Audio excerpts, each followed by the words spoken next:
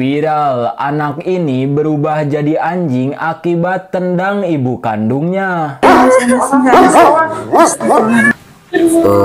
Jadi ceritanya si Mbade ini sering kasar dan durhaka terhadap ibunya. Hingga suatu hari saat ibunya sedang sholat, si Mbade ini nendang ibunya hingga terjatuh. Karena ia pengen rumah namun gak dikasih oleh ibunya. Lalu karena kesal bilang bahwa anaknya akan jadi anjing. Bener aja, besokannya si anaknya itu jalan membungkuk seperti anjing. Lalu badannya dipenuhi bulu dan ia memiliki ekor seperti anjing. Nah, di situ anaknya nyesel dan minta maaf. Namun karena minta maafnya nggak tulus dan ia malah marah karena nggak dimaafin ibunya, ia berubah jadi seekor anjing, bener-bener anjing. Ih, ngeri ya. Makanya buat kalian jangan pernah durhaka terhadap ibu, karena bisa aja omongannya jadi kenyataan.